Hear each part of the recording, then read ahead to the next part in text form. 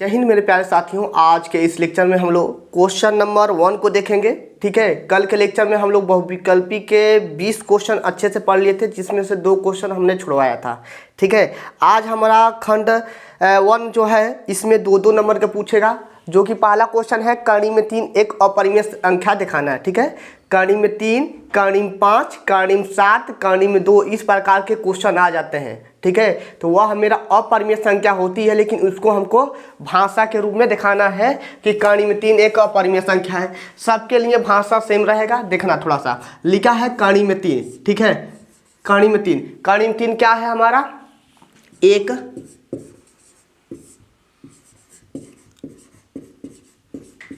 अपरिमेय संख्या है, यही हमें दिखाना है। तो चलिए हल करते हैं। चूंकि हम लोग जानते हैं परिमेय संख्या क्या होती है और परिमेय संख्या दिखाना है, लेकिन हम परिमेय संख्या को लेकर चलेंगे। किसको लेकर चलेंगे?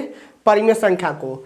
तो चूंकि हम लोग जानते हैं P और Q, P अपान Q परिमेय संख्या किसके रूप में होता है? P अपान Q के रूप में।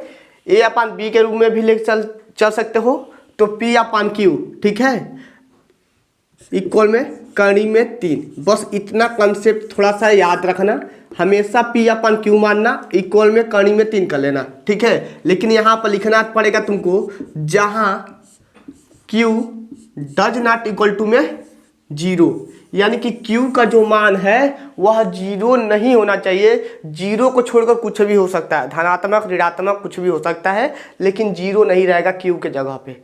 तब यह मेरा क्या होगा? परिमेय संख्या होगा।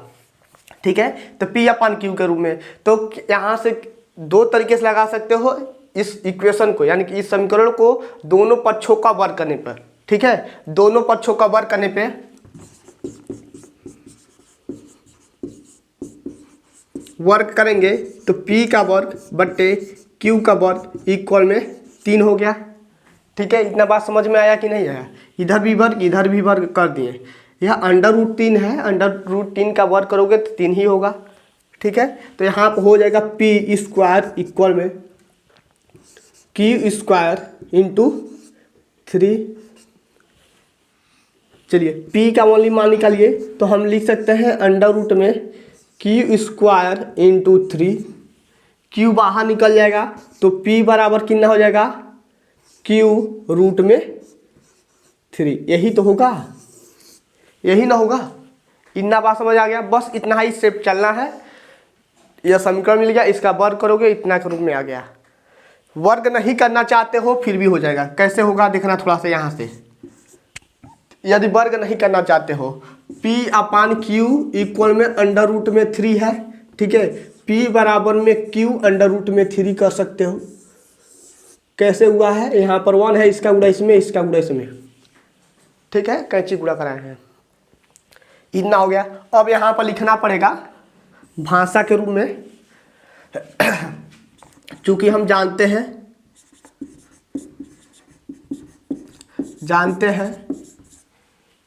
P व Q एक पूर्णांक संख्या है। चूंकि हम लोग जानते हैं P और Q क्या है? एक पूर्णांक संख्या, 1 2 3 4 5 6, -1 -2 -3 भी हो सकता है। ठीक है, लेकिन डज नॉट इक्वल टू 0, पूर्णांक संख्या में 0 भी आता है। ठीक है, लेकिन डज नॉट इक्वल टू 0, 0 नहीं होना चाहिए। चूंकि हम जानते हैं P और Q एक पूर्णांक संख्या है, पूर्णांक संख्या है, तो P व Q एक परिमेय संख्या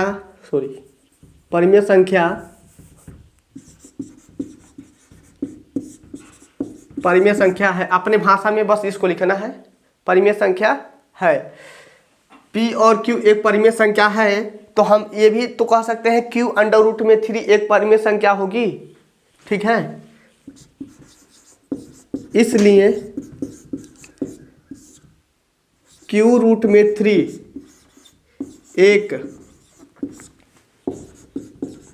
परिमेय संख्या होगी, होगी। उधर दिख रहा है कि नहीं दिख रहा है? उधर दिख रहा है ना। परिमेय संख्या होगी, ओनली कहे हैं क्या? होगी, यानी संभावना किया जा रहा है कि होगी, है नहीं होगी, ठीक है, होगी, लेकिन होगी,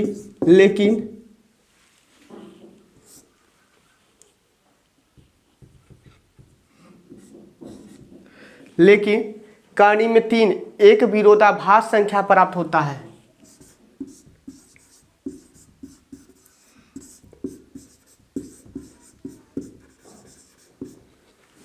विरोधाभास, भास होता है ना, विरोधाभास संख्या प्राप्त होती है, अतः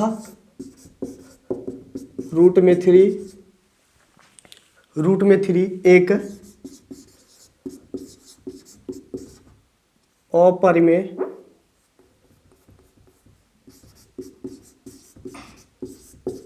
संख्या है। बस एक बार और समझाना चाहेंगे इसको। नीचे तक दिख रहा है कि नहीं दिख रहा है? दिख रहा है ना। बस इतना सा काम करना है और इतना हर एक कंडीशन के लिए याद कर लो, ठीक है, इतना हर एक कंडीशन के लिए याद कर लो। चूंकि हम जानते हैं कि P और Q क्या है? एक पूर्णांक संख्या है। P और Q क्या है? एक पूर्णांक संख्या है। तो P और Q एक परिमेय संख्या है, पूर्णांक संख्या है, तो P अपन Q के रूप में लिख सकते हैं, जो कि यहाँ पर माने हैं P और चूंकि हम माना परिमेय संख्या P अपन Q मान सकते हो, यहाँ पर मान लेना, माना परिमेय संख्या P अपन Q, ठीक है, माना परिमेय संख्या P अपन Q मान लेना। तो चूंकि हम जानते हैं P और Q एक पूर्णांक संख्या है, तो P और Q एक परिमेय संख्या होगी, चाहे P अपन Q एक परिमेय संख्या, ऐसे लिख लो, P अपन Q एक परिमेय संख्या है। इसलिए Q रूट में 3 एक परिमेय संख्या होगी, है नहीं होगी, ठीक है, संभावना किया जाता है। लेकिन करनी में 3 आ जा रहा है, इसके साथ देखो Q तो आ रहा है, Q क्या है? हमारा पूर्णांक संख्या है, तो पूर्णांक संख्या है, पूर्णांक संख्या के साथ हमारा अपरिमेय संख्या आया है। तो यदि हम इसको लेते हैं, इसका वैल्यू निकालते हैं, तो हो सके तो परिमेय संख्या हो सकती है, इसीलिए यहाँ पर संभावना किया जा रहा है कि होगी। लेकिन कर्ण में 3 एक विरोधाभास संख्या प्राप्त होती है, अतः कर्ण में 3 एक अपरिमेय संख्या है। इसी तरह से कर्ण में 2 आ जाए, कर्ण में 5 आ जाए, कर्ण में 7 आ जाए, या कुछ भी आ जाए, ठीक है, सेम के लिए यही कंडीशन है। तो इसको रब करते हैं, 2 नंबर का था। समझ में आया है नवराज? समझ में आया? हरी बार समझ में आया कि नहीं है? चलो ठीक है, थोड़ा सा सुबह आया करो, और जान रहे हो 5:30 बजे से वीडियो बनना शुरू हो जाएगा। तो मेरे प्यारे साथियों, यह जो वीडियो रिकॉर्ड हो रहा है, यह सुबह के 5:30 बज रहा है, ठीक है। तो इतना सुबह आप लोग सोच सकते हो वीडियो बन रहा है, तो जाहिर सी बात है आप लोग अपने फ्रेंड ग्रुप में शेयर करो। जो भी त्रुटि होगा आप लोग बोलना, जहाँ पर भी नहीं समझ में आएगा बोलना, उसको समझाने का कोशिश करेंगे।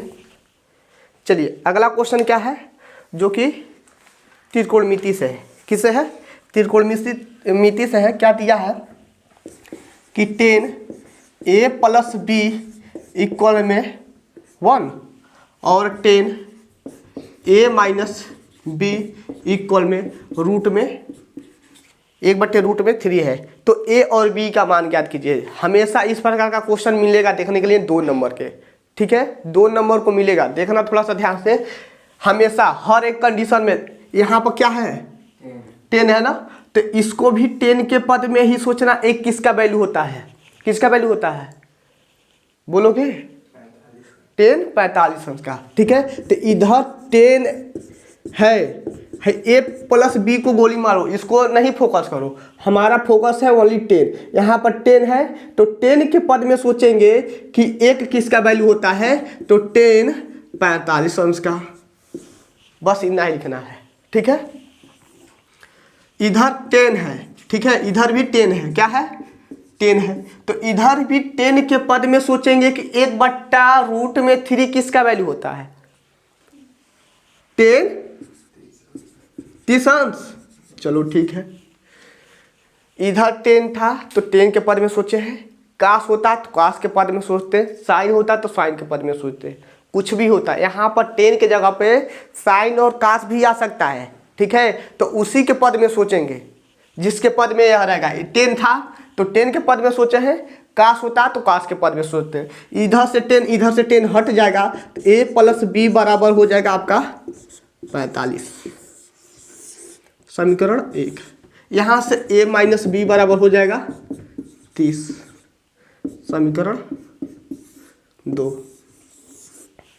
बस हो गया। अब तो तुम लोग लगा सकते हो विलोपन विधि से समीकरण 1 और 2 को जोड़ने पर, ठीक है। समीकरण 1 व 2 को जोड़ने पर, यानी कि a + b बराबर कितना?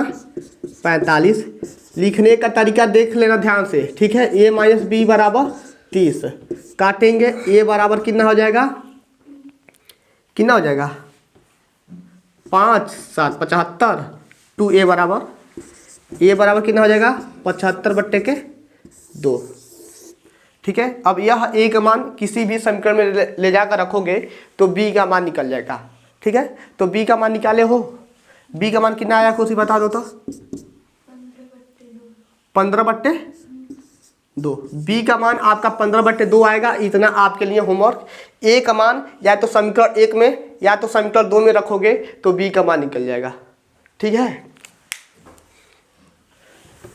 2 नंबर का था, जो रहेगा उसी के पद में सोचना है। साइन होता है तो साइन के पद में सोचो, काश है तो काश के पद में सोचो।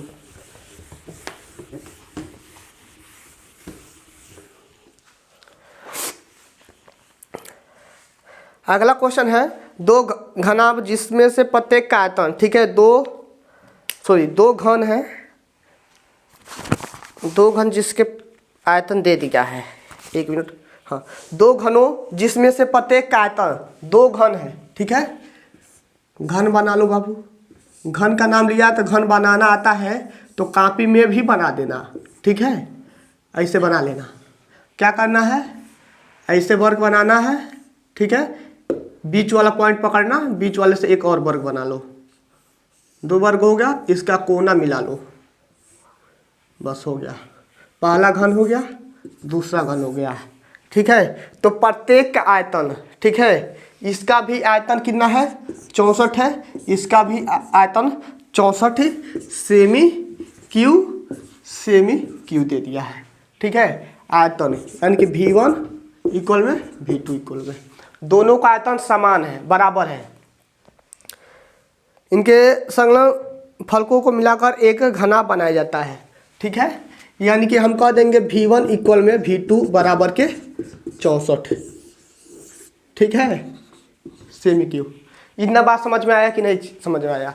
चित्र से बनाओगे तभी समझ में आएगा। एक घन बनाना, दूसरा घन बनाना, प्रत्येक का आयतन समान दिया है तो V1 इक्वल में 64 सेमी क्यू, V2 इक्वल में 64 सेमी क्यू, ठीक है। V1 इक्वल में V2 इक्वल में 64 सेमी क्यू। इतना बात समझ में आया? अब यहाँ से कह रहा है कि संलग्न फलकों को मिलाकर एक घनाभ बनाया जाता है तो घनाभ का पृष्ठीय क्षेत्रफल ज्ञात कीजिए। अब यह जो घन है चपका दिया जा रहा है, ठीक है, यानी कि सटा दिया जा रहा है। तो हाई दूरिया का a है, ठीक है। घनाभ का आयतन क्या होता है? सॉरी, घन का आयतन क्या होता है? घन का आयतन यानी कि V इक्वल में होता है AQ, यानी कि भुजा का Q। क्या होता है? भुजा का Q। तो V का मान कितना है? 64 दे दिया है, ठीक है। AQ भुजा का मान नहीं दिया है तो यहाँ से क्या करेंगे? भुजा ज्ञात करेंगे। घन में कितना? 64 A, ठीक है। यहाँ से निकालेंगे 3 जोड़ा, यानी कि 4 × 4 × 4 लिख सकते हो। 64 को 4 × 4 × 4, 4 चौको 16, ठीक है, 4 चौको 16, 16 चौको 64। तो यहाँ से 3 गो मिलेगा तो हम लोग 3 जोड़ा मिल जा रहा है, सॉरी 1 जोड़ा मिल रहा है 3 3 का, 1 जोड़ा मिल रहा है 3 3 का, तो वहाँ से 3 बाहर निकाल लेंगे, ठीक है, ए का जो मान आ गया कितना आ गया, सॉरी 4 होगा, कितना होगा 4 होगा। ठीक है, अब यह जो पूरा है मेरा, यह क्या है आपका ए है, यह क्या है ए है, यह क्या है ए है। ठीक है, यह सब के सब ए दिया है। घन का भुजा तो बराबर होता है ना, तो इसका भी ए होगा, इसका भी ए होगा।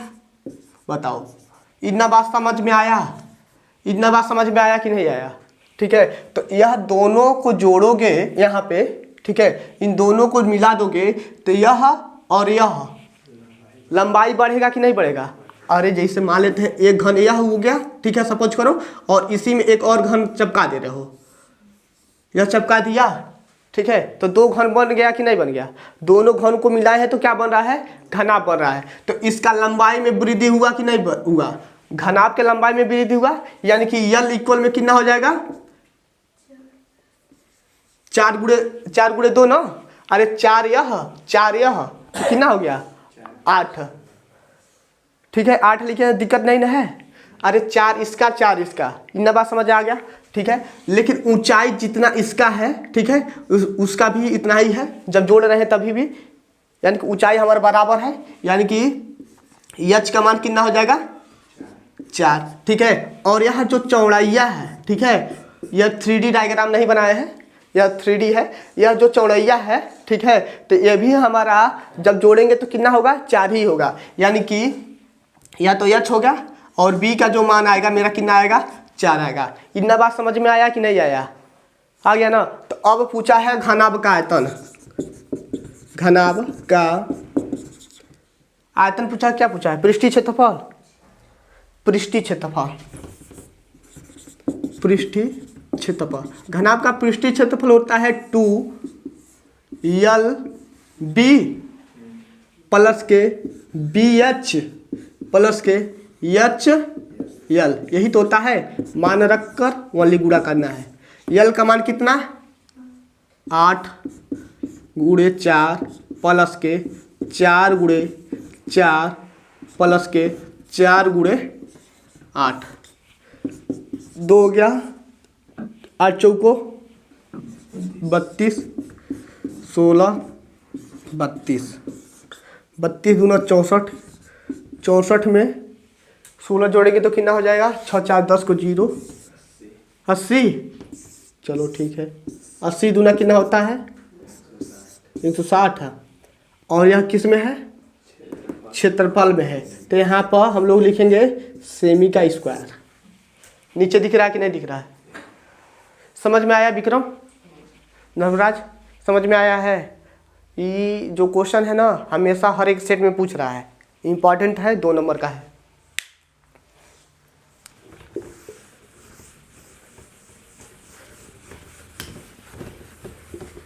जहाँ पर नहीं समझ में आएगा तो बोल देना, यह मत सोचना कि वीडियो बन रहा है कि नहीं समझ में आया तो नहीं बोलेंगे।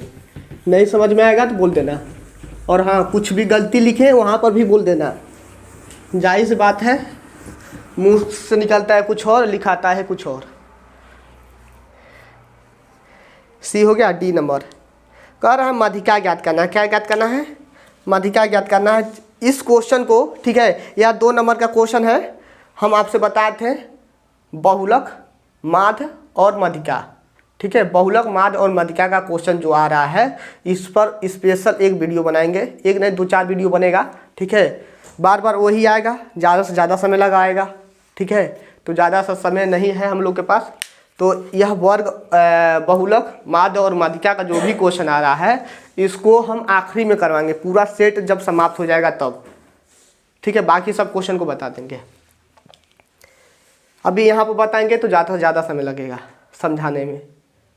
और स्पेशल एक आ जाएगा बहुलक पर, एक आ जाएगा माध्यिका पे, और एक आ जाएगा माध्य पे। 3 वीडियो बनेगा, तीनों वीडियो में ख़त्म। वहाँ पर पूरा कंसेप्ट के साथ बताएंगे ना, बस तुम बस नहीं पढ़े हो, बाकी सब कोई पढ़ा ही है। बिंदु इतना और इतना को मिलाने वाली रेखाखंड x अक्ष द्वारा विभाजन करने वाले बिंदु का निर्देशांक ज्ञात कीजिए। ठीक है, बिंदु दिया है, मान लेते हैं, माना बिंदु बिंदु कितना दिया है, ए का मान कितना दिया है, 1 कामा का -5, और मान लेते हैं बी का मान कितना दिया है, -4 कामा 5। यह ए और बी अपने तरफ से मान लिए हैं, ए और बी दे दिया है। बिंदुओं ए और बी को मिलाने वाले रेखाखंड को x अक्ष द्वारा विभाजन करने वाले बिंदु का निर्देशांक ज्ञात कीजिए। क्या बोला है क्वेश्चन, x अक्ष का नाम लिया है, x अक्ष। तो x अक्ष पर y बराबर क्या होता है, 0।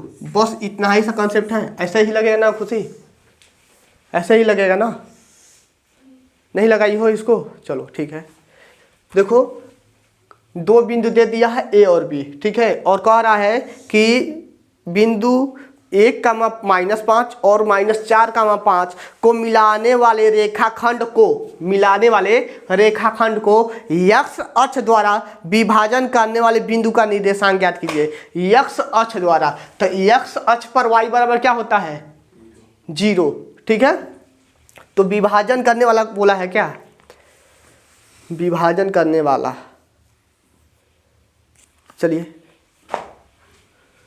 इसको कैसे लगाओगे, 2 बिंदु दे दिया है, x अक्ष पर दे दिया है, तो एक बिंदु पता हो जाएगा, मान लेते हैं P कितना हो जाएगा, y का मान कितना है, 0 है, इसका हो जाएगा x। मध्य बिंदु का निर्देशांक लगा दो, मध्य बिंदु का निर्देशांक लगा दो, ठीक है। देखते हैं सो आता है कि नहीं, लेकिन आएगा, वो कंसेप्ट यही है, ठीक है। x और 0 दे दिया है तो मध्य बिंदु के निर्देशांक से लगा सकते हो। यहाँ नहीं आएगा, m1 और m2 का मान नहीं दिया है, यहाँ पर m1 और m2 का मान भी नहीं दिया है, ठीक है। और अंतःविभाजन और बाह्य विभाजन से तो लगेगा नहीं, अंतःविभाजन से निर्देशांक या उसका m1 और m2 का मान कहाँ दिया, कितना दिया है, x अक्ष को विभाजन करने वाले,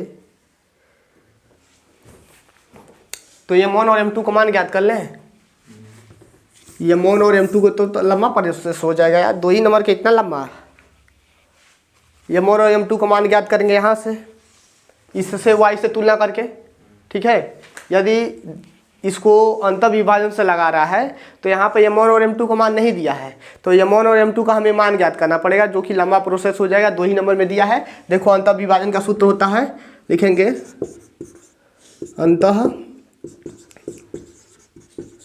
अंतःविभाजन का जो सूत्र होता है m1 x2 प्लस के m2 x1 अपान में m1 प्लस के m2, ठीक है।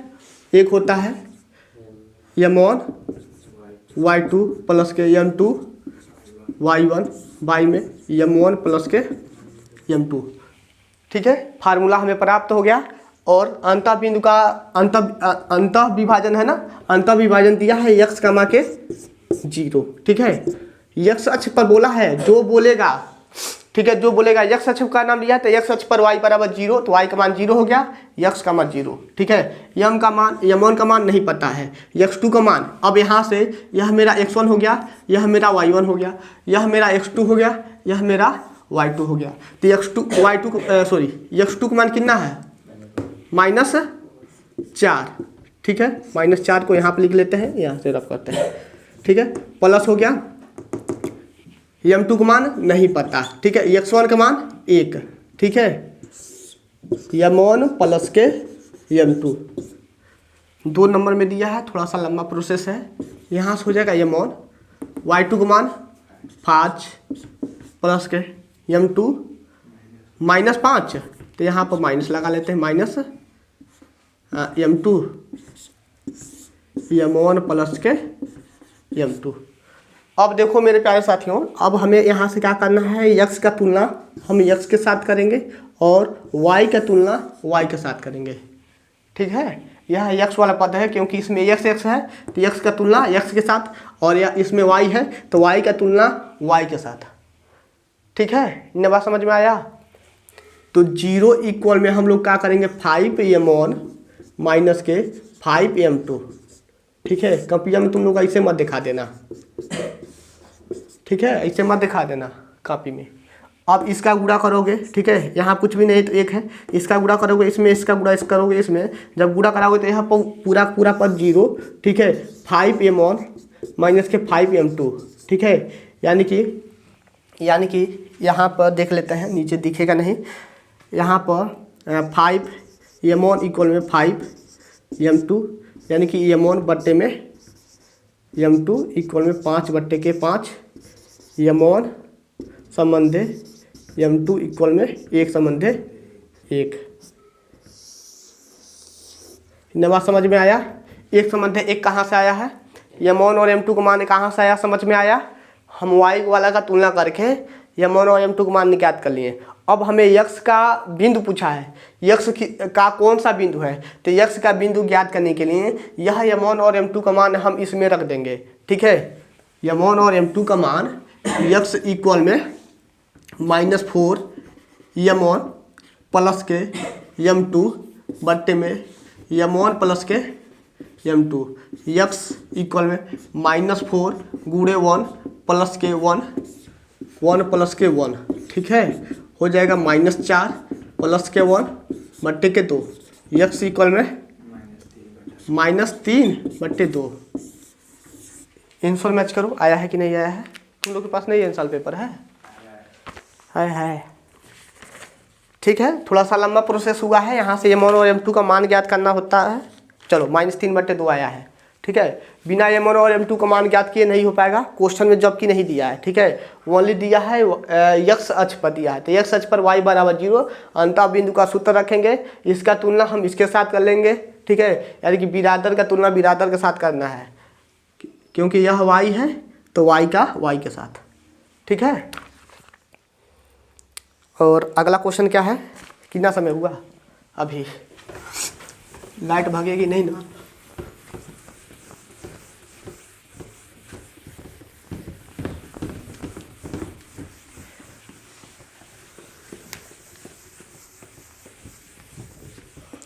कितना समय हुआ?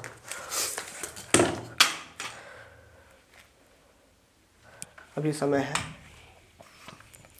चलो, दिया है बिंदु ए का निर्देशांक ज्ञात कीजिए, ठीक है, बिंदु ए का निर्देशांक ज्ञात कीजिए जहां ए बी एक वृत्त का व्यास है, ठीक है। एक वृत्त बना लेते हैं, एक हमने वृत्त बना लिया, और कह रहा है कि ए बी जो है वृत्त का व्यास है। ए बी क्या है? वृत्त का व्यास है। चित्र बनाओगे तो ज़्यादा से ज़्यादा समझ आएगा। ए बी क्या है? वृत्त का व्यास है, तो केंद्र यहाँ पर होगा, केंद्र को मान लेते हैं ओ, ठीक है, केंद्र को मान लिए ओ। और क्या दिया है? ए बी वृत्त का व्यास है जिसका केंद्र कितना है? 2 कामा के -3 है, 2 कामा का 3 है, तथा बिंदु बी का निर्देशांक दिया है, बी का निर्देशांक दिया है, यानी कि इसका निर्देशांक दिया है 1 कामा के 4, ठीक है, बी का निर्देशांक दे दिया है, और कह रहा है कि ए का निर्देशांक कितना होगा, ठीक है, ए का निर्देशांक कितना होगा, यही तो पूछा है। ए का निर्देशांक ज्ञात कीजिए, तो कैसे ज्ञात करोगे? मध्य बिंदु का सूत्र लगा देना, ठीक है, मध्य बिंदु का, क्योंकि जो यह ओ बिंदु है यह दोनों के बीच में है कि नहीं है, तो मध्य बिंदु का निर्देशांक है। लिखेंगे ए बी रेखा का मध्य बिंदु के निर्देशांक, ठीक है, मध्य बिंदु के निर्देशांक। ए बी रेखा का मध्य बिंदु के निर्देशांक होता है x1 प्लस के x2 बट्टे में 2, y1 प्लस के y2 बट्टे में 2, ठीक है। तो यह x कामा के y होता है, x1 का मान नहीं पता, यह x1 हो गया, यह y1 हो गया, x1 का मान नहीं पता, और x2 का मान कितना है? 1 है बट्टे में 2, ठीक है, y1 का मान नहीं पता, प्लस के y2 का मान कितना है? 4 है बट्टे में 2, और मध्य बिंदु कितना है? 2 कामा के -3, x1 प्लस के 1 बट्टे में 2, y1 प्लस के 4 बट्टे में 2। अब हम क्या बोले हैं? बिरादर का तुलना बिरादर के साथ, यानी कि 2, यानी कि क्या है? x का है, तो x का x के साथ, y का y के साथ है, यानी कि 2 इक्वल में x1 प्लस के 1 बाई में 2, 2 दूना का 4, x1 प्लस के 1 x1 इक्वल में कितना हो जाएगा 4 माइनस के 1, x1 इक्वल में 3। x1 का मान कितना आया है 3।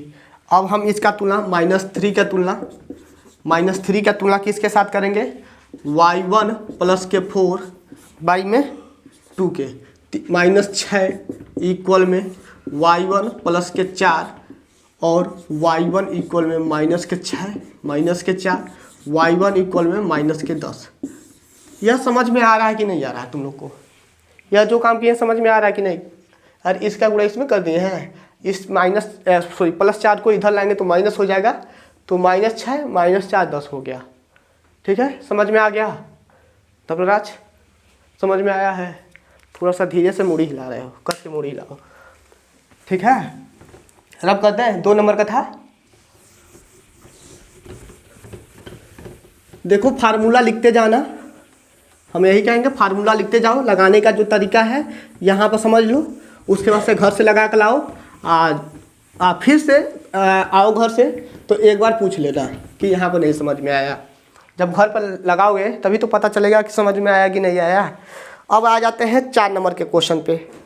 ठीक है, 4 नंबर के क्वेश्चन पर आ जाते हैं। दिया है k का मान ज्ञात कीजिए, k का मान ज्ञात करना है, जो कि 2 समीकरण दिया है और बोला है क्या अद्वितीय हल है। एक बार और लिखवाना चाहेंगे, ठीक है, इस फार्मूला को एक बार और लिखवाना चाहेंगे, लिख लेना बाकायदे से, क्योंकि यह बहुत ही मोस्ट इंपॉर्टेंट है। देखो यहाँ पर k का मान ज्ञात करना है, जो कि तुम लोग मुश्किल से 2 मिनट के अंदर ही लगा सकते हो। 1 मिनट तो बहुत ज़्यादा है। ठीक है, 1 मिनट बहुत ज़्यादा है इस 4 नंबर के लिए, यदि फार्मूला पता रहता है तब। फार्मूला होता है a1 अपान के a2 इक्वल में b1 अपान के b2 इक्वल में c1 अपान के c2। यह मेरा किसके लिए होता है? अनेक हल है। क्या है? जब क्वेश्चन में क्या बोले अनेक हल है, अनेक हल है। ठीक है, जब आपका a1 अपान के a2 इक्वल में b1 अपान के b2 इक्वल में c1 अपान के c2। ठीक है, लेकिन b1 अपान के b2 does not equal to में c1 अपान के c2 होता है, तो यह मेरा क्या होता है? अद्वितीय हल है। ठीक है, अद्वितीय हल है। और जब आपका a1 अपान के a2 डज नॉट b1 अपान के b2 होता है, तो यह मेरा क्या होता है? कोई हल नहीं। ठीक है, कोई हल नहीं। समझ में आया? यह तीनों फार्मूला याद कर लोगे तो बहुत ही तुम्हारे जीवन के लिए लाभदायक है। 2 महीने के बाद जो आ रहा है पेपर उसमें, क्योंकि यह देखने को जरूर मिलेगा। यह 4 नंबर का क्वेश्चन पूछा है, जो कि 1 मिनट से ज़्यादा समय नहीं लगता। क्या दिया है? समीकरण दे दिया है। ठीक है, समीकरण दिया है 2x प्लस के ky इक्वल में 1। ठीक है, समीकरण 1 दिया है और 3x माइनस के 5y इक्वल में 7 दिया है। ठीक है, यह 2 गो इक्वेशन दे दिया है, समीकरण 2।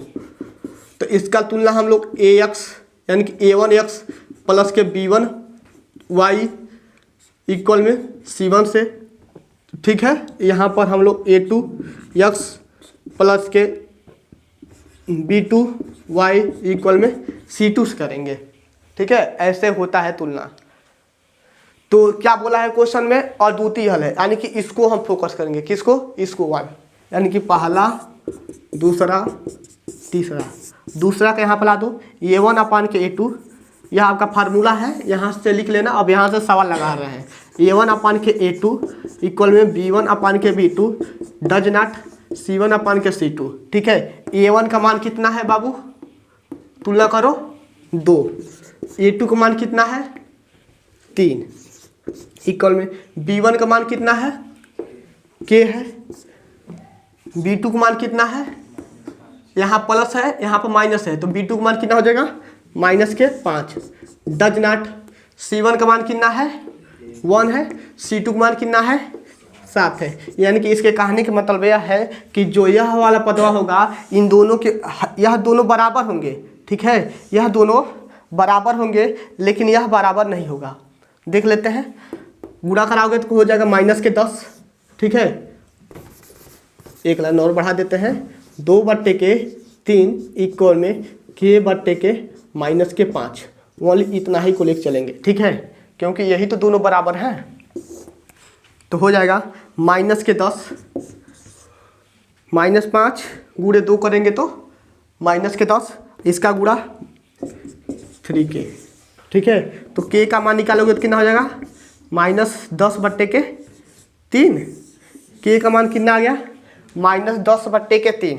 क्या यह जो क्वेश्चन लगा है, क्वेश्चन जो लगा है सही है कि गलत है, ठीक है। जो k का मान आया है समीकरण में रख रहे हैं, संतुष्ट हो रहा है कि नहीं हो रहा है, यहाँ तक तो ठीक है। k का मान निकालिए, अब रफ आकार करते हैं, ठीक है, रफ आकार करते हैं यानी कि जांच करते हैं। जांच कैसे करेंगे, जांच कैसे करेंगे, यह 2/3 है ना, 2/3 रख लो इक्वल में k का मान कितना निकाले हो माइनस के, दिख रहा है खुशी, -10/3 और पूरे के बट्टे में क्या है आपका -5 है, यही तो है, यही ना है। तो हो जाएगा 2/3 इक्वल में -10/3 गुणते -5, यह माइनस से माइनस गया, 5 एकम 5, 5 दूना 10, यानी कि 2/3 इक्वल में 2/3 इक्वल में 2/3। दोनों पद बराबर आया कि नहीं आया, आया ना, यह जांच की है। यानी कि k का मान क्या है हमारा सही है। रब करते हैं, अभी कितना समय हुआ, बन जाएगा कि नहीं, कल की तरह लाइट भाग जाएगा, 13 हो रहा है अभी। चलिए एक फार्मूला है, इस फार्मूला को बता देते हैं ब्रज गुणनखंड विधि का, ठीक है। जितना भी फार्मूला लिखवा रहे हैं, हर एक क्वेश्चन में जितना भी फार्मूला आ रहा है उसको अलग कॉपी में लिखते जाओ, ठीक है। 10 रुपया का कॉपी ले लो, उस कॉपी को फार्मूला से भर दो, क्योंकि इकट्ठा हो जाएगा ना, इकट्ठा हो जाएगा तो बार बार देखोगे। ब्रज गुणनखंड का या पहले इक्वेशन लिख देते हैं, 2x + 3y - 46 इक्वल में 0, 3x + 5y - 74 इक्वल में 0। दो इक्वेशन है, समीकरण 1 समीकरण 2, इसको लगाने का, ठीक है, x और y का मान ज्ञात करना है, x और y का मान ज्ञात करना है। तो इसको लगाने के लिए आप लोग कितने विधि का प्रयोग कर सकते हो, 3 विधि का। एक होता है विलोपन विधि, ठीक है, जो कि बहुत सरल बहुत ही आसान होता है। एक होता है प्रतिस्थापन विधि, ठीक है, और एक होता है ब्रज गुणनखंड विधि, ठीक है। तो जिसमें से सबसे सरल और आसान क्या होता है आपका ब्रज गुणनखंड विधि होता है, ठीक है। ब्रज गुणनखंड विधि में चाहे क्वेश्चन कितना हो भी कठिन हो, उसको बहुत ही सरल तरीका में लगा सकते हो, यदि कैलकुलेशन यानी कि गुणा तुम्हारा मजबूत है तब, ठीक है। गुणा यदि मजबूत है तो लगा सकते हो, यदि गुणा नहीं मजबूत है तो विलोपन विधि का प्रयोग करो। किसी एक पद को हम लोग क्या करते हैं, बराबर करते हैं। तो यहाँ पर ब्रज गुणनखंड विधि का सूत्र लिखवा देते हैं, खुशी बोलो तो, x अपान के b1 b2 c1 c2 यही तो होता है, इक्वल में y अपान के, अभी बता रहे हैं पूरा अच्छे से कैसे याद करोगे। यहाँ पर x लेके चले हैं तो b से क्यों लेके चले हैं, y अपान के c1 c2 a1 a2 बराबर के, यहाँ क्या होता है अचर पद c1 यहाँ हो जाएगा a1 a2 और हो जाएगा हमारा a के बाद से क्या आएगा b1 b2। अब देखो ध्यान से, यहाँ पर यक्स लेके चले हैं, क्या लेके चले हैं, यक्स वाला पद लेके चले हैं। तो यक्स वाला पद लेके चले हो तो इसको नहीं लेना है, इस बार इसको नहीं लेना है, बी वाले पद को लेना है, ठीक है। यक्स वाला लेके चले हो तो यक्स में आपका a1 a2 है कि नहीं है, यक्स वाले में a1 a2 है कि नहीं है, अभी को तुलना करके बताएं, वहाँ पे यक्स वाले में a1 है a2 है। तो यहाँ पर हम a1 a2 का प्रयोग नहीं किए हैं, direct b1 b2 c1 c2 इतना काम कर सकते हो, बराबर का चिन्ह लगा सकते हो, y लिख सकते हो बट्टे में y। जब y वाले को लेकर चलेंगे, किसको, y वाले को लेकर चलेंगे, तो आपका y वाले को लेकर चलेंगे तब c आएगा ना, पहले c आएगा ना, तो c को लिए हैं, ठीक है, c1 c2 यानी कि y में आपका b1 b2 है, इसको छोड़ देंगे इस बार, ठीक है, b1 b2 है इसको छोड़ देंगे, c हो गया ct हो गया। उसके बाद से हमारा क्या आएगा सी के बाद से क्या आएगा, डी आना चाहिए, ठीक है, लेकिन डी तक नहीं है हमारा, डी पुनः हम क्या करेंगे, उल्टा चल जाएंगे यानी कि ए पे, ठीक है। तो C1 C2 A1 A2 equal में 1 लिख देंगे। 1 क्या है, आपका अचर पद है, ठीक है, जहाँ पर यहाँ पर आपका C है, ठीक है, यहाँ पर C1 C2 है, C1 C2 आपका अचर पद है ना, इसीलिए हम एक को अचर माने हैं, एक अपान के। अब यही वाला टर्म यानी कि इसको जब लेके चलोगे, इसको लेके चलोगे अचर पद वाले को, देखना अचर वाले पद को जब लेके चलोगे तो यही तो दोनों पद बचा, यही तो दोनों बचा है। यदि याद नहीं है उसके कंडीशन में हम इसको समझा रहे हैं ताकि भूले ना, जब याद नहीं है तब, जब सी वाले को लेके चलोगे तब जाओगे ए पे, उसके बाद से बी पे, तो ए पे उसके बाद से बी पे, और उसके बाद से गुणा कराते हैं, ठीक है। इसका गुणा इसमें करेंगे, ठीक है, हमेशा पहले जो गुणा करा रहे हैं गलती से इसका गुणा ना करा देना, उसके बाद से इसका गुणा मत कराना, ठीक है। इसका गुणा इसमें, इसका गुणा इसमें, इसका गुणा इसमें, हो गया। अब हम क्या करेंगे, इसका गुणा इसमें, एरो देखना ध्यान से, एरो का बहुत ही महत्वपूर्ण है। इतना हो गया, ठीक है। जब इसका गुणा इसमें कराएंगे तो पहले माइनस लगाकर गुणा कराएंगे, माइनस लगाकर गुणा कराएंगे, माइनस लगाकर गुणा कराएंगे। जब इसका गुणा करेंगे तो उसके पहले माइनस लगा लेंगे तब गुणा करेंगे। तो चलो यहाँ पर हो गया यक्स, B1 का मान कितना है 3 है, B2 का मान कितना है 5 है, ठीक है। उसके बाद C1 का मान कितना है माइनस के 46 है, 46 है ना, कहीं गलती तो नहीं है, 46 माइनस 46, और यह हो जाएगा माइनस 74। चलो y हो गया माइनस के 46 माइनस के 74, A1 का मान कितना है 2 और 3 बराबर में 1/2/3, B1 का मान 3 और 5 हो गया।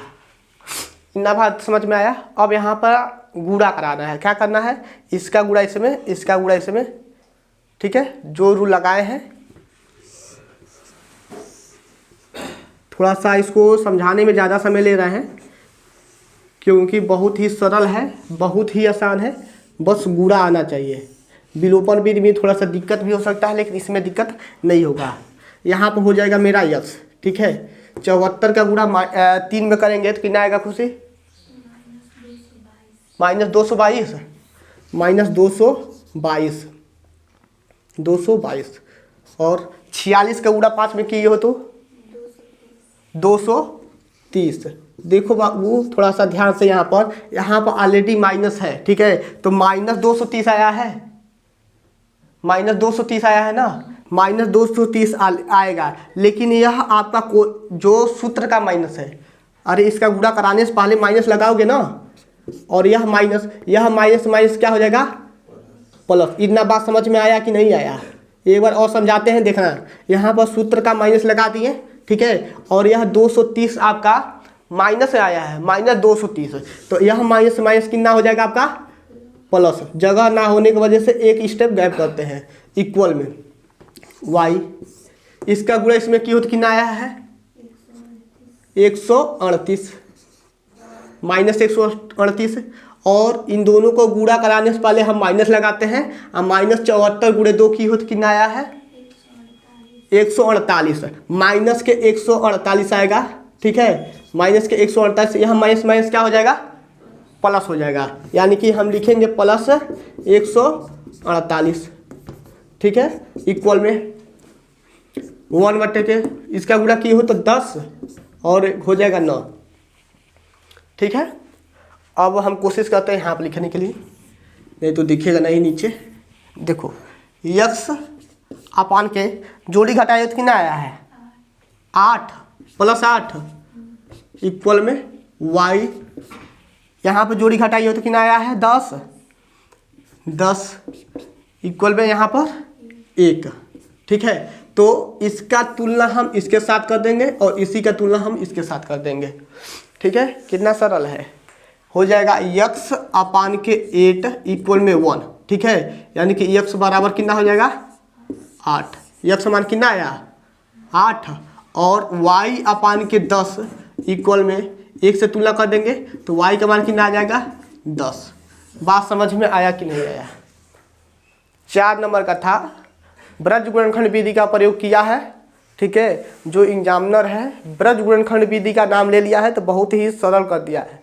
यदि विलोपन विधि का प्रयोग करते तो देखो, या तो इसमें 3 से गुणा कराते, इसमें 2 से गुणा कराते, यही तो करते। या तो इस वाले पद को बराबर करते तो इसमें 5 से, इसमें 3 से गुणा कराते, तो ज़्यादा से ज़्यादा लंबा हो जाता और ज़्यादा कठिन भी हो जाता, ठीक है। ब्रज गुणनखंड विधि सरल है, सस्ता है।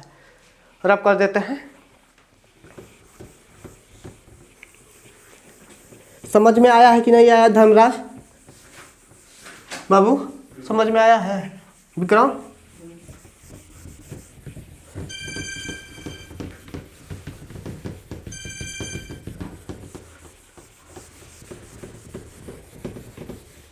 यदि लाइट साथ देता है तो और भी क्वेश्चन देख लेते हैं। अगला क्वेश्चन है 7.6 सेंटीमीटर लंबा एक रेखाखंड खींचिए, ठीक है। क्वेश्चन क्या कहा है, डंडा कहाँ गया खींचने वाला, नहीं है क्या यहाँ पे? चलो बाहर से लाओ, नहीं तो तीछा हो जाएगा। क्वेश्चन दिया है 7.6 सेंटीमीटर लंबा एक रेखाखंड खींचिए, ठीक है। इसे 3 संबंधित 4 के अनुपात में विभाजित कीजिए। 2 भागों में इसको मापना भी है, ठीक है। 2 भागों में इसको क्या करना है, मापना है। तो पहले हम क्या करेंगे, 7.6 सेंटीमीटर का एक रेखा खींचेंगे, जो कि 2 सेकंड का गैप चाहते हैं। मिला?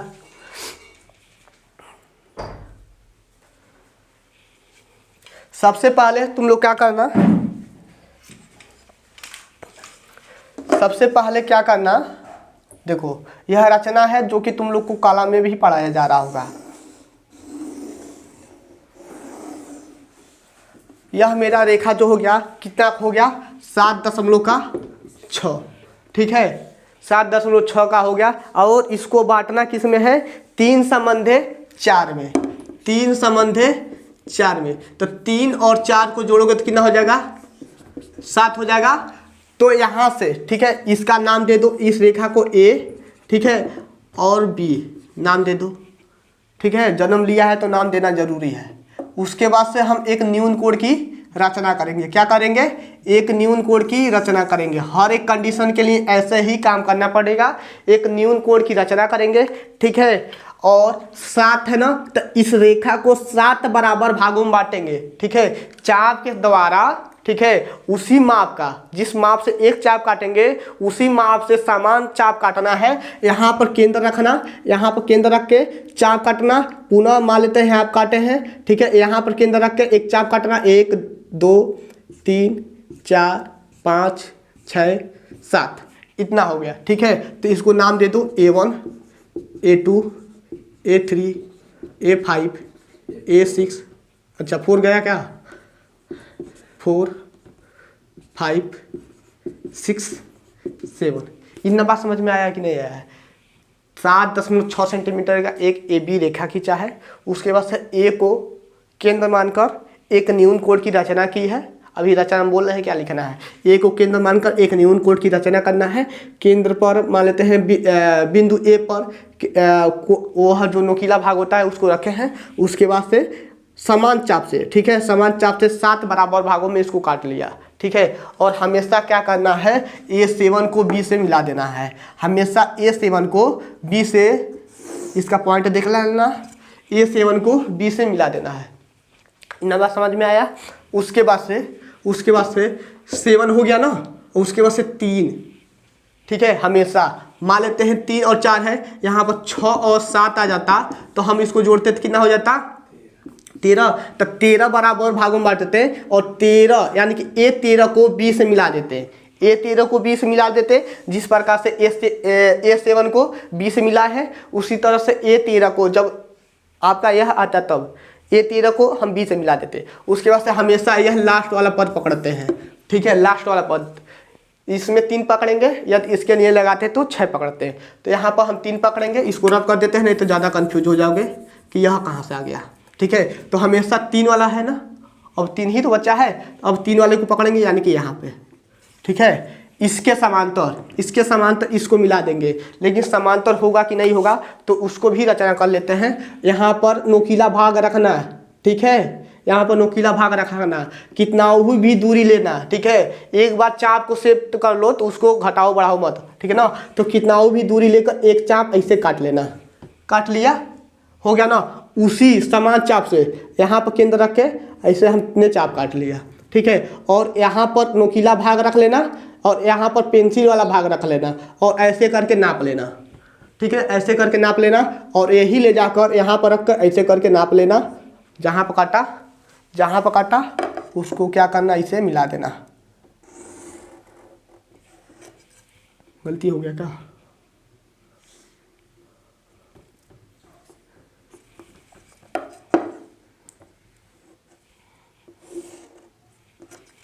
चलो, तो यही मेरा क्या हो गया, 3 संबंध 4 के अनुपात में बट गया, जो कि 4 नंबर में आता है। 2 नंबर आपका रचना से हो गया। ठीक है, 2 नंबर हो जाएगा रचना का चरण। रचना के चरण में क्या लिखोगे, सर्वप्रथम। ठीक है, ओनली बोलेंगे, लिखेंगे नहीं, ध्यान से सुन लेना क्या बोल रहे हैं। सर्वप्रथम एक रेखा AB, ठीक है, एक रेखा AB 7.6 का खींचा। ठीक है, सर्वप्रथम AB एक रेखा 7.6 सेंटीमीटर का खींचा। ठीक है, उसके बाद से बिंदु A को, ठीक है, बिंदु A को केंद्र मानकर, ठीक है, बिंदु A को दूसरा चरण में, पहला हो गया AB एक रेखा 7.6 का खींचा। दूसरा चरण में क्या लिखोगे कि बिंदु A को केंद्र मानकर एक न्यून कोण की रचना की। ठीक है, बिंदु A को केंद्र मानकर क्या किया, एक न्यून कोण की रचना की। और AX, जो रेखा AX प्राप्त होती है। ठीक है, जो रेखा AX प्राप्त होती है, उसके बाद से क्या करोगे, तीसरा नंबर पे AX रेखा को, ठीक है, क्या लिखेंगे, AX रेखा को यहाँ पर X बिंदु मान ली है। AX रेखा को 7 बराबर भागों में, यानी कि 7 समान बराबर भागों में काटा। ठीक है, इतना कर सकते हो कि नहीं कर सकते हो। AX रेखा को 7 बराबर भागों में काटा, जो इस प्रकार से है, A1 A2 A3 dot dot dot dot A7, ऐसे कर सकते हो। ठीक है, इतना हो गया। उसके बाद से चौथे में क्या लिखोगे, A7 को B से मिलाया। ठीक है, चौथे में क्या लिखोगे, A7 को B से मिलाया, तो मिला दिया। और 5वां नंबर क्या लिखोगे, आखिरी नंबर, A7 को B से मिला दिया। उसके बाद से A3 को, पांचवें में क्या लिखोगे, A7 B के समांतर। ठीक है, A7 B के समांतर A3 और इसको मान लेते हैं B डैश। ठीक है, बात को सुनना, 5वां नंबर एक बार और सुनना। A7 B के समांतर A3 B डैश को मिला दिया। ठीक है, यानी कि A3 B डैश को या तो इसके समांतर खींचा। ठीक है, इसके समांतर इसको खींचा या इसको इसके समांतर खींचा। समझ में आया कि नहीं आया? तो 5वां नंबर लिखा जाएगा। उम्मीद करते हैं लिखा भी जाएगा, क्योंकि बहुत ही ज़्यादा मेहनत हुआ है इसमें। 2 नंबर यहाँ से, 2 नंबर यहाँ से, 4 नंबर का था क्वेश्चन। चलिए, आज लगता है लाइट साथ देगी। यदि लाइट साथ देता है तो फिजिक्स भी चलेगा। अभी से नहीं, पहले लाइट का शेड्यूल देख लिया जाए। दिया है cos थीटा बराबर 4/5। ठीक है, तो sign theta into cos theta plus के tan स्क्वायर थीटा का मान ज्ञात कीजिए। ठीक है, बहुत ही सरल, बहुत ही आसान। यहाँ से बोली हम क्या करेंगे, cos थीटा दे दिया है ना, cos थीटा दिया है, तो यहाँ से क्या क्या ज्ञात करोगे, क्या क्या ज्ञात है तुमको, आधार और कर्ण। अरे यह आधार होता है, और यहाँ क्या होता है, कण होता है। तो लंब ज्ञात करने के लिए हम लोग क्या करेंगे, अंडर रूट में कण का वर्ग, ठीक है, माइनस लंब का वर्ग, सॉरी आधार है ना, आधार का वर्ग। कण कितना है, 5 का वर्ग, 4 का वर्ग, 5 का वर्ग 25, 4 का वर्ग 16, कितना हो जाएगा 9, कितना आ जाएगा 3। लंब कितना आ गया, इतना बात समझ में आया।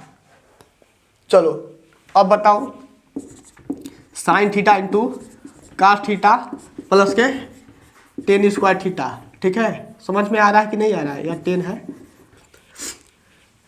साइन थीटा क्या होता है, लंब बटा कण, बहुत सही। लंब कितना है 3 है, कण कितना है 5 है, गुणाक चिन्ह है तो गुणाक चिन्ह लगा लिए। कास का मान दिया ही है 4/5। टेन थीटा का मान कितना होता है, हाँ बताओ, पता है, लंब बट्टा आधार। तो लंब कितना है 3 है, आधार कितना है 4 है, इसका गुणा करोगे तो 12, इसका गुणा करोगे तो, अब वर्ग है तो वर्ग लगा देना, टेन स्क्वायर थीटा है ना, वर्ग है तो वर्ग लगा दो। 4 तिया 12 और 5 पचे 25, 3 का वर्ग 9, 4 का वर्ग 16, इतना हो गया। अब यहाँ से क्या करोगे, हर बराबर करोगे। यदि हर बराबर नहीं करने आता तो इसका गुणा इसमें करो, इसका गुणा इसमें करोगे, ठीक है। 16 का गुणा 12 में करोगे, 25 का गुणा 9 में करोगे, 25 गुणे 16 करोगे, कितना आया है खुशी, हर बराबर की हो, कितना आया है, इसका गुणा की हो तो कितना आया है 192, 25 नवा 225, और यहाँ 25 गुणे 16 कर लो, ठीक है, गुणा मत कराओ, कुछ कटने वाला होगा तो कट जाएगा, इसको जोड़ो तो 417 आया है, और नीचे गुणा की हो तो 400 आया है क्या, तब नहीं कटेगा, ठीक है, यही अंतर हो जाएगा। समझ में आया। चलिए अगले क्वेश्चन की तरफ चलते हैं, जो कि दूसरे खंड का या 4 नंबर का हो गया है, और यह आ गया आपका लाइट भी गया, ठीक है, लाइट भी गया, बंद करते हैं।